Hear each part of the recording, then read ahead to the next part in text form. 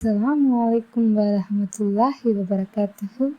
எல்லாம் வல்ல அல்லாஹ்வின் பெயரால் ஆரம்பிக்கின்றேன்.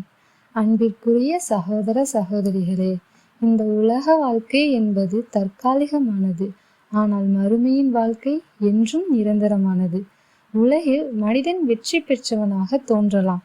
செல்வம், பதவி, புகழ் அனைத்தும் இருக்கலாம். ஆனால் அல்லாஹ்வின் திருப்தியை பெற்று சொர்க்கத்தில் நுழைவதே உண்மையான வெற்றியாகும். உண்மையான வெற்றி எது? அல்லாஹ் கூறுகிறான், எவர் நரகத்தில் இருந்து காப்பாற்றப்பட்டு சுவனத்தில் நுழைய வைக்கப்படுகிறாரோ நிச்சயமாக அவரே வெற்றி பெற்றவர். இந்த வசனம் உண்மையான வெற்றியின் அளவுகோலை நமக்கு கற்றுத்தருகிறது. உலக வெற்றி அனைத்தும் ஒரு நாள் முடிவடையும். ஆனால் சொர்க்கத்தின் வெற்றி முடிவில்லாதது. உலக வாழ்க்கை ஒரு சோதனை களம். அல்லாஹ் கூறுகிறான், உங்களில் யார் சிறந்த செயல்களை செய்கிறார்கள் என்பதை சோதிப்பதற்காகவே மரணத்தையும் வாழ்வையும் அவன் படைத்தான். நமது வாழ்க்கை ஒரு தேர்வு அறையை போன்றது.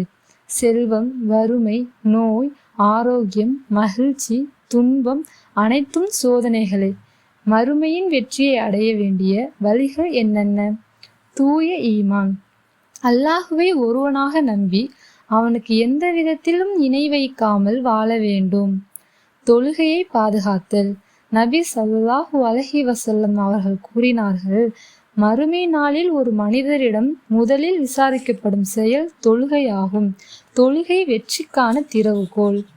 குர்ஆனை பின்பற்றுதல். குர்ஆன் நம் வாழ்க்கையின் வழிகாட்டி. அதை ஓதவும் புரிந்து கொள்ளவும் அதன்படி செயல்படவும் வேண்டும். நல்லொழுக்கம். உண்மை, பொறுமை, கருணை, பெற்றோருக்கு பணிவு, அண்டை வீட்டாரிடம் அன்பு ஆகியவை மறுமை வெற்றிக்கான காரணங்கள்.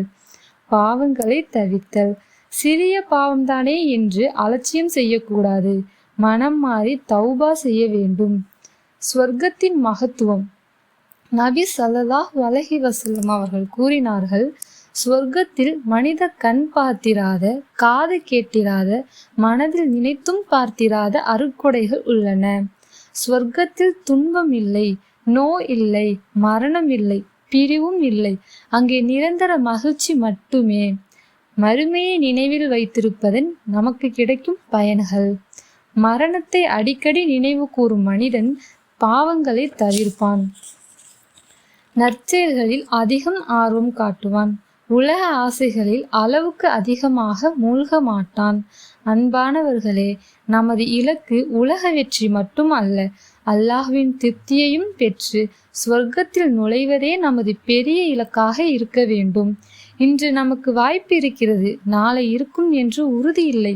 எனவே தொழுகையை பாதுகாத்து, குர்ஆனுடன் தொடர்பை அதிகரித்து, பெற்றோர்களுக்கு நன்மை செய்து, பாவங்களிலிருந்து விலகியும் அல்லாஹ்விடம் பாவ மன்னிப்பை கேட்டும் அல்லாஹ் நம் அனைவருக்கும் மறுமையின் மாபெரும் வெற்றியை வழங்குவானாக. ஆமீன் யா ரப்பில் ஆலமீன்.